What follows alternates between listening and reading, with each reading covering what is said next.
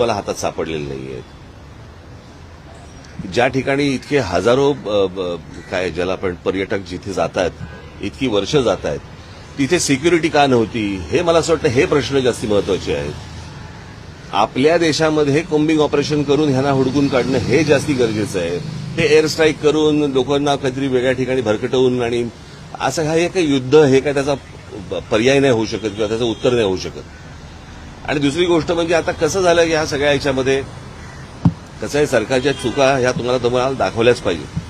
आज ज्या वेळेला हा प्रकार झाला, तो प्रकार झाल्यानंतर ज्या वेळेला पंतप्रधान त्यावेळेला सौदी अरेबियामध्ये होते, अर्धवट दौरा सोडला त्यांनी. तो दौरा सोडून ते बिहारला कॅम्पेनला गेले. कळलं का? बिहारला कॅम्पेनला गेले. मला असं वाटतं ते गोष्ट करायची गरज नव्हती. त्याच्यानंतर ते केरळमध्ये जाऊन तिकडे अदानीचं पोर्टचं उद्घाटन केलं. त्याच्यानंतर इकडे काहीतरी फिल्म इंडस्ट्रीसाठी काहीतरी वेव्हचा कार्यक्रम केला, तिकडे द्याल.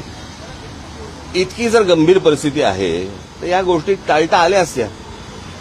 आणि त्याच्यानंतर येऊन ते काय मॉक ड्रिल करायचं आणि मग काहीतरी एअर स्ट्राईक करायचं, मला असं वाटतं की हे काही उत्तर नाही या गोष्टींवरचं.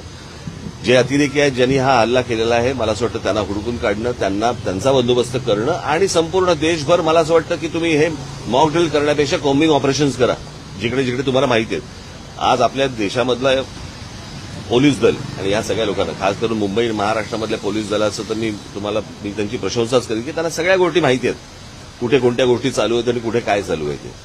कळलं का? आज आपल्या देशातले प्रश्न संपत नाहीयेत आणि आपण काहीतरी युद्धाला आपण काहीतरी सामोरे जातोय. मला असं वाटतं ही काही योग्य गोष्ट नाही. आज नाक्यावरती ड्रग्ज मिळत आहेत. हे ड्रग्ज येत आहेत कुठून, काय येत आहेत, मला असं वाटतं या गोष्टींच्या खोलात तुम्ही जाणं गरजेचं आहे. लहान लहान पोरं आता ड्रग्ज घ्यायला लागली, शाळा कॉलेजमधली पोरं, ह्यांच्यापर्यंत ड्रग पोहोचतोय कसा, हे प्रश्न आत्ता सगळ्यात महत्वाचे आहेत. युद्ध हे काही आत्ता ह्याचं उत्तर नाही आहे. एअरस्ट्राईकला ऑपरेशन सिंदूर असं नाव दिलेलं आहे. ते प्रश्न परत मी तेच सांगतो ना, हे काही नावं बिवं देऊन ह्याने काही भावनाचा काही विषय येत नाही.